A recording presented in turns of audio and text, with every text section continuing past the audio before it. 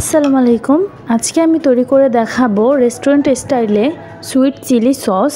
এখানে আমি শুকনো মরিচ নিয়েছি 10 থেকে 12টি, আর এখানে আমি পানি দিয়ে ভিজিয়ে রাখবো প্রায় আধা ঘন্টার মতো। আধা ঘন্টা পর এটা আমি ব্লেন্ডারে ব্লেন্ড করে নিব। পুরো ভাঙবো না, একটু আধা ভাঙা করে ভেঙে নিব। এখানে একটা প্যানের মধ্যে আমি সেই মরিচের পানিগুলো দিয়ে দিলাম, আর দিয়ে দিচ্ছি 3 টেবিল চামচ চিনি, ভিনেগার দিয়ে দিচ্ছি 2 টেবিল চামচ, আর এখানে লবণ দিয়ে দিচ্ছি স্বাদ মতো। এখন দিয়ে দিচ্ছি একটি রসুন কুচি। সবগুলো উপকরণ আমি ভালো করে মিশিয়ে নিচ্ছি। চুলার আঁচ মিডিয়ামে রাখবো। সসের মধ্যে সবচেয়ে সহজ হচ্ছে sweet chilli sauce.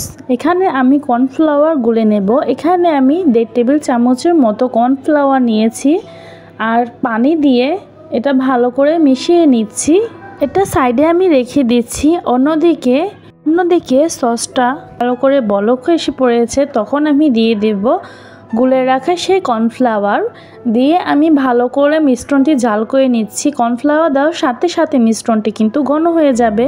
Sweet chilli মিশ্রণটি যখন ঘনত্বটা ঠিক এমন আসবে, তখন বুঝে নিতে হবে sweet chilli sauce ready.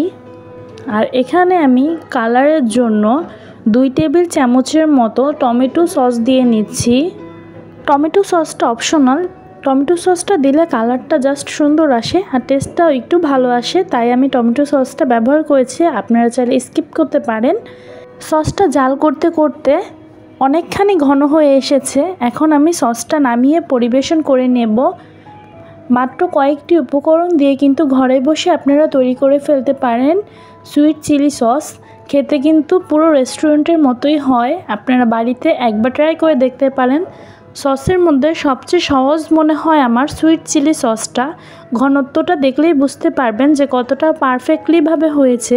Normal ফ্রিজে সংরক্ষণ করে রাখতে পারেন অনেক দিন, আর পরিবেশন করতে পারেন যে কোনো ভাজা পোড়া জিনিসের সাথে। আমার এই সুইট চিলি সসের রেসিপিটা আপনাদের কাছে কেমন লেগেছে অবশ্যই জানাবেন, আর ভালো লাগলে লাইক এবং সাবস্ক্রাইব করে আমার চ্যানেলটির পাশেই থাকবেন।